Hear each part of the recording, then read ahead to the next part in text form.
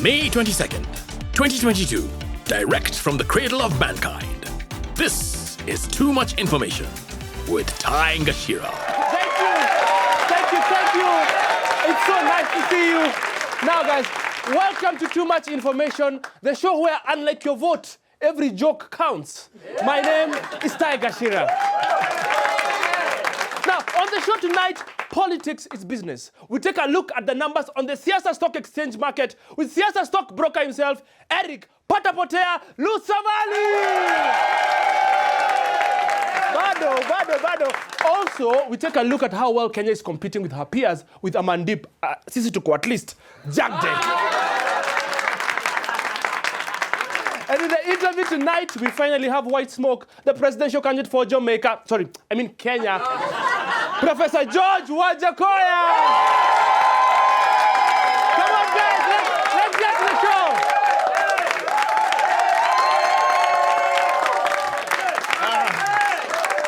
Please, guys. Don't forget to send us your likes, your shares, your subscriptions on our PO Box 830 Sunday NTV. Speaking of PO Boxes, the Postal Corporation of Kenya, remember them? Is set to go cashless all the while experiencing money wars, probably due to all of you sharing your PO Boxes like you share your Netflix passwords. Yeah, we see you.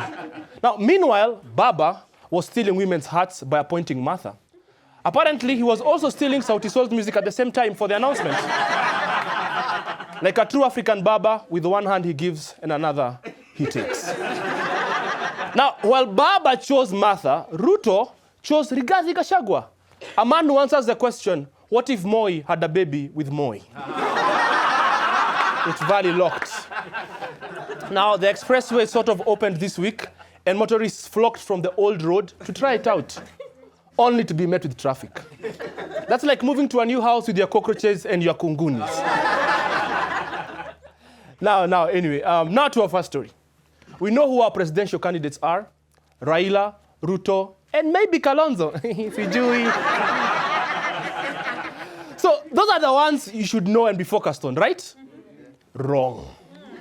The Independent Electoral and Boundaries Commission has released an update on the number of aspirants seeking clearance to run for the August 9th presidential election. 55 presidential aspirants have been cleared. 55 presidential candidates. Hii race imejaa kama bedsitter ya wanaijaa pale Roysambu. And we have many to choose from as Kenyans. So at TMI, we decided to spotlight some of the lesser unknown presidential candidates. And this is how we did it. Ayana, turn me up on the headphones, man. What they want from us. Check it. It's the fire from Yeti, a.k.a. Kamwaki. Hey! What they really want from us. Yeah. 55 guys, one presidential position. Listen. What they want from us, bro? What do they want from us? Kuna iria wa maziwa. Past walls, can't count them. Hapa kazi too, from the county to the country. Kigame lost sight, but he's still a visionary. Gospel in the top position, now that's a missionary. When Jiggy channel Raila in all the DMs, is he nuts? After Kunoa, Ilibidi Paul, I'm with Safina. Wajackoya will hang the corrupt, cause he hates the sinister.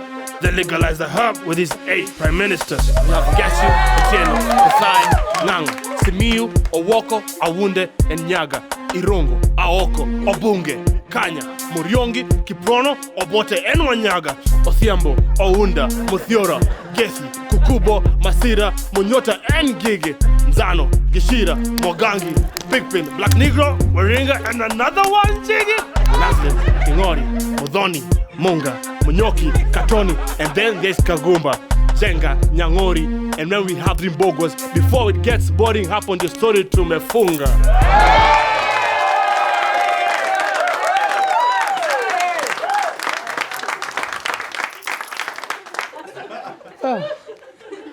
Hey, that's exactly how the voter will feel after going through that whole ballot list.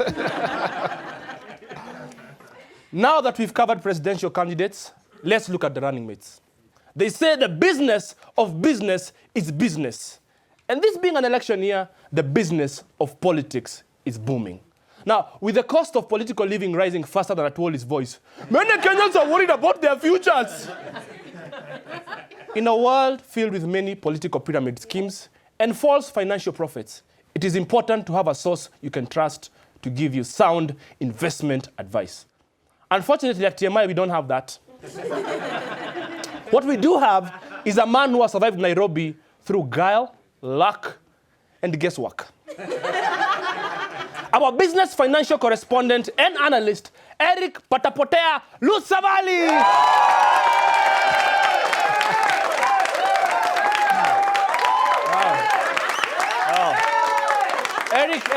Eric looking sharp, eh? Asante. What's happening on the Siasa Stock Exchange? Asante sana, Tai. There's a new share on the market that is giving the traditional stock of tribe and youth a run for their money. The women running mate stock. It is the hottest commodity on the stock exchange. I have the great honor to announce that I have picked as my running mate and Cabinet Secretary for Justice and Constitutional Affairs, the Honorable Martha Wangari Karua. That announcement by the Azimio CEO has sent the market into a frenzy, despite those Karua shares having had their own issues in the past with the tobacco and Anglo-leasing markets. But right now, everyone is buying the women running mate shares. Ruben Kigame has also unveiled Aileen Ngendo as his running mate. Isaac Ruto has settled for 29-year-old Doris Chepkoech Cheborgei as his running mate. Cleophas Malala, vying for governor on an ANC ticket, settled on Beatrice Inyangala as his running mate. Former Governor William Kabogo chose Esther Ndirangu to deputize him. Machakazi's Moses Kuria, also vying for Kiambu's top seat, is banking on Faith Mwaura, his choice for running mate. Hottest commodity on the market. It's important to notice that these Karua shares were floated just a day after the competing Kenya Kwanza Limited floated theirs. I present to you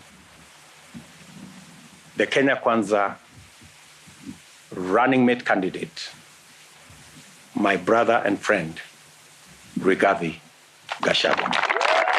So Eric, with that announcement, what has the reception on the trading floor been like? Well, Tai, according to this, while many have celebrated the news of the floating of the Karua shares, as a first, the Gachagua shares have been met with apprehension in certain quarters due to previous accusations of insider trading and the resultant dip in investor confidence. It is reported that detectives arrested Gachagua over a corruption case where he allegedly registered 49 companies that he used to trade with various agencies in an intricate web that saw him win tenders worth more than 12 billion shillings. Wow, I mean, that must make investors very jittery. Yes, Tai. And speaking of jitters, some of the early investors in the Azimio Limited are not too happy that their stock did not yield dividends. I mean, for how long do people expect one Stephen Kalonzo Musyoka to be the one always to sacrifice? Always to sacrifice. Eric, forget about the conglomerates. What about the SMEs? Wafanyibiashara wadogo wadogo. How are they faring on? Well, Tai, interesting. One startup seems to be attracting all the young investors. It has many early adopters after being one of the first to float the female running mate shares in this cycle. It speaks the language of the youth by promising high returns. If you take over, you can legalize marijuana and you shall have means of transport. Lakini bangi ni kitu ya maana. Okay, Eric, let's cut to the high-speed chase, Eric. What should our viewers at home look for in companies, their management when investing in their future? Well, it's very simple, Tai. Invest in companies that give you sound and sustainable portfolios and policies. Look for managers with proven track records. Buying shares because of tribe, psychophancy, kitu kidogo, handouts will end in tears. Remember, men lie, women lie, numbers don't. Wow. Spoken like a true currency trader. Ladies and gentlemen, Potea, Savali. Thank you. Still to come, our correspondent Amandeep reminds us why Sisi Kenya Tuko Atleast. And then we get up close and personal with a professor, a lawyer, a former policeman, a scholar, a beard grower, and an ex-grave digger. And that's just one guy. George Wajackoyah.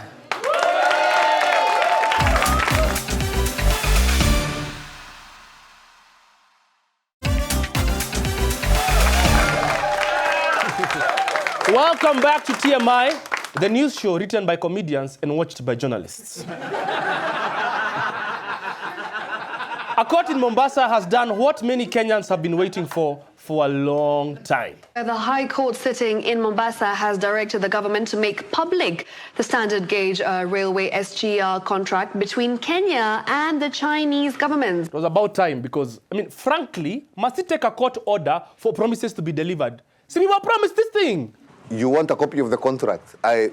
My friend, I'll get it to you tomorrow. Of course, Jubilee promised a lot of things. And in hindsight, we never should have accepted those promises. Because as the old saying goes, a promise is a debt. Now, if only we knew that it would have been a debt to China. By the way, if you haven't noticed, there's a well-perfected trend here, where someone makes a promise, then another promise, and then follows and nullifies the previous promise with another promise. And as I said before I left Kenya to come and attend this meeting, I will be addressing that issue comprehensively once I arrive back home. Nitakupatia. Ni mali yako jameni, wewe si Mkenya. Na ule wa kwanza kufanyiwa lifestyle audit ni mimi kwa sababu mimi ndio mfanyikazi number 1. Si ndio hiyo? Yes. Mimi, alafu tuende kwa huyu, alafu tuende kwa governor. Ati lifestyle audit. Hebu rudi hapo kwa Joho. Rewind selector. Hebu rudi hapo kwa Joho. Alafu tuende kwa governor.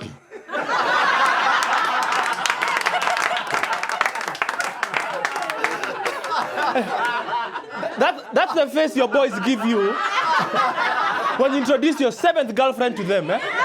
Wajama, huyu ndiye mama, huyu ndiye mama. That expression is priceless. From expressions to expressways. Now, if you're on Mombasa Road, you know that the upper deck expressway is finally open to members of the public that can afford it. And if you can't experience the expressway's beauty, don't worry, as beauty is about to come to you. Also, we are going to enhance the old road, the Mombasa Road, all the way from Mlolongo all the way to Westlands, to make sure that those people, motorists who do not use the expressway, also have a more beautified, enhanced road. Enhanced. I like how the Chinese guy surrounded him when he's making that announcement. That's quite an enhancement, if I do say so myself. Yani, cleaning the dishes is costing us more than the food we cooked. What the government is saying is, this is not about correcting the blunder or anything like that. It's about giving you lovely Kenyans the Mombasa Road you deserve. The one you are used to. The slow kind. Or if you don't like it, use the expressway. It's up there, it's quicker, and we have to make back this money. What's the problem here? We are finalizing a contract of about 9 billion shillings. 9 billion. Bottom line is, you might not want to use the expressway, but we will make you use it by hook or crook. Mostly crook. Now, after the crooks, if you've been feeling nini, you've probably been watching the Kenyan news. The price of super petrol has, for the first time, crossed the 150 shilling mark. Ugali chapati to cost more on new taxes. Alarm is being raised over the increase in the number of donkeys being slaughtered illegally. Yes, things are bad. But suffering is relative. There is suffering that you get when you haven't eaten for 5 days. And then there's also suffering of only getting 18 likes on a selfie. I would know. Now, to give a global perspective on our suffering, please help me welcome our comparative news correspondent, Amandeep Jagde! Karibu Aman, karibu Aman. Thank you. Look, let me start off by saying Kenyans compared to the world, Tuko at least. Take, for example, my favorite country, America. So far this year, there have been 201 mass shootings, and it's only May. It's only May. December would have made sense, but May is too early. Now, being an American must be hard. You're worried you'll be shot by a citizen. You're worried you'll be shot by a kid. You'll be worried you'll be shot by the police. Kenya, Tuko at least. We only have to worry about the police. That's two less things to worry about. But our fuel keeps rising. Man, we've done 150 jokes about it, and we've run out of gas by now. I know, Ty, things might look bad, but again, compared to the world, Tuko, at least we have fuel. Sri Lanka is going through it. We begin in Sri Lanka, where the country's new prime minister, Ranil Wickremesinghe, says the country desperately needs $75 million within the next few days just to afford essential imports, including medicine and fuel. Sri Lanka si ni wale waindi weusi. How did they get into this mess? Well, let me simplify for you. Sri Lanka has a corrupt government that is run by one family. Now, this government, among many other things, borrowed very heavily from the Chinese to spend on unnecessary infrastructure. Blah, blah, blah. Next thing you know, they lose a strategic seaport. And then Murphy's Law kicks in with COVID, which leads to high costs of living because of fuel shortages. And yada, yada, yada, their prime minister just resigned. Afadhali Kenya, we can't relate. Because we don't have a prime minister. Yes, I'm starting to feel better. I mean, maybe comparison is not the thief of joy. I mean, as long as you compare yourself to someone worse than you. But I still have anxiety about the elections. You know what, Ty? Let me make you feel better, because what will make you feel better is knowing that there are other places doing worse. With more than 90% of an initial count concluded, Marcos Jr., who's popularly known as Bong Bong, thanked his supporters for overwhelmingly voting for him. Imagine having a president with the name Bong Bong. Bong Bong sounds like a sweet you're sold in a matatu. Bong Bong Tatu Nikumi. And that's not the worst part. The worst part is Bong Bong's father is actually the record holder for the biggest government robbery ever of around $10 billion. Wait, they knew this and they still voted for him? I mean, of course. Why are you so surprised? We kind of did the same. But how is that supposed to make me feel any better? It's not. But Kenya, Tuko at least. That actually made me feel better. Ladies and gentlemen, our global analyst correspondent, Amandeep Jagde. Next up, we speak to the chairperson of the Beard Gang and presidential hopeful, Professor George Wajackoyah.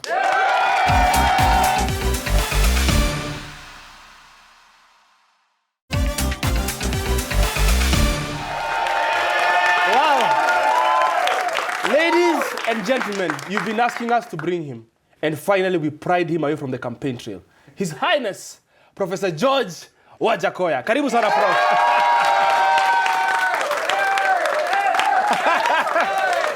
Prof, the demand for you here has been insane. I don't know what your effect is on people, but we just have a question. 55 candidates want to be president. Why Wajackoyah? Because I'm the only one who makes sense, man. I want to grow weed. It ends there. Yeah, I want to grow weed. That's what will bring smiles on people's faces, transform the economy like these cities I'm seeing on the wall. And these people have nothing other than having a history that we know of, having looted the country, driving in mighty cars, many bodyguards. Did you see me, the bodyguard, when I came in? No, I didn't. I drove myself, right? Yeah, but with them, as soon as they are voted in or they are anointed to be running mates, you see policemen going there. No, I don't need that. These are the people that I need to be around me, man. Wow. Hii durag ni ya kazi gani? Hii sasa hii ndio yenyewe moto bwana. Moto. So what does it symbolize? Kama uko na corruption, usije karibu na mimi. It's driving away corruption and dragons and demons. Oh, okay. You know, watu kama Nameless and Red Sun have been wearing durags for a while. Na corruption, bado iko na sisi. How do you think you're going to deal with corruption once you become president? Hang them. There. Murder. You know why? Why? Because you should have transformed the law. Yes. Death penalty. And then we do the business. Because ukienda China, they hang you. Okay. If you are corrupt in America and Britain, they jail you. Yeah. And in Kenya, you go to parliament. Wow.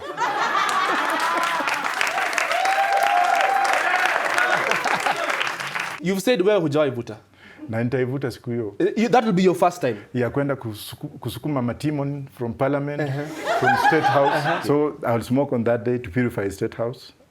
I'll smoke that day to purify parliament. I'll smoke on that day to purify KICC and then to set Kenya free. Hey. politicians are known not to be invested in our country. Yeah. Like their kids don't go to public hospitals, they don't use public schools. Now, Wajackoya, your family is on record. You've said on record they are not even in Kenya in the first place. How are we guaranteed you'll be invested in our... Your circumstances force you to do things. When I was in prison here, yes, where I was being taken to city mortuary every yes, night, yes, blindfolded. Yes. Wanafungua hizi macho naona tu miwili ya watu imekaa namna hii. To make sure that I was a madman. Maybe I am, I don't know. Then I went into exile where I became a grave digger and a security guard. Sasa nikipata demu huko nianguke nako mtoto akitokezea na baada ako huko ndio nimerudi, sipacha watoto wangu waendelee jamii. You have so many degrees from here to Timbuktu. You've been a policeman, you've been an ex-grave digger. What have you not done? I've done everything. You've done everything? Yeah, that's when I see people saying bottom up, sijui wheelbarrow, wengine asema 6,000. I look at them as people who are failures in life. The question is how? Wewe unataka kutuletea sijui nini? Alafu na tuonyeshe mahali pesa iko. Okay. Ama mtaendelea kuenda kuomba pesa kila siku 2 billion. President anakuja anasema mimi nimeshindwa. We are borrowing 2 billion every day. So tuonyeshe kwanza vile imeandikwa. Is it 100 billion or 2 billion? Zingine zinaenda wapi za KEMSA? But with me I'm telling you kuna kale kakitu tukipanda hako kakitu. Tutakapeleka nje manake gunia moja yako kakitu is 3.2 million US dollars. Si hata hiyo itakulwa tu. Haiwezi kulwa kwa serikali yangu. Si tutanyonga wewe. Now we have a few photos here. I want you to look at the screen, and I want us to get our first photo. Look at that screen. Look at that screen, Kumeni mzee hivi. That is you. 3 years ago. Just 3 years ago. Okay. And then how does one go from this to the next photo here? Because I was a capitalist at that time. And now what are you? To this? Is this 3 years? This is real me. 3 years difference. This is the real you. The real me who was a street boy. Yeah, okay. The real me who was born in the streets of Nairobi, my man. You know what, man? Yeah.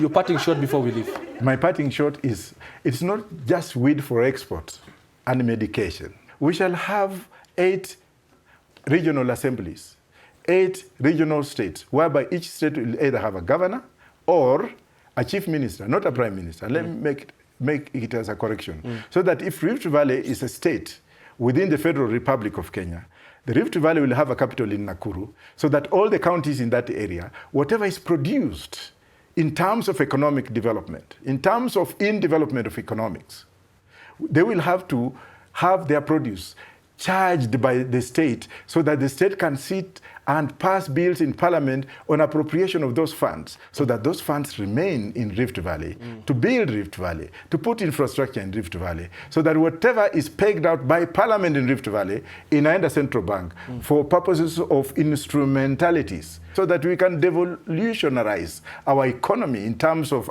administration, state police, county police, so that a police officer can feel good, nurses can feel good, teachers can feel good, workers can be taken care of. I have refused to kneel for anyone, and that's why I'm not joining anybody. Amen. Wow. Ladies and gentlemen, Professor Wajackoya! Did a good job. That's it for this episode of Too Much Information. A big thank you, and remember to tune in every Sunday at 8:30 on NTV, anytime and via our social media accounts. Now, to get you through the week, I will leave you with a dose of African wisdom. A man that hates you will say you're blowing dust even when you're swimming. Have a good evening, people, and a pleasant week ahead.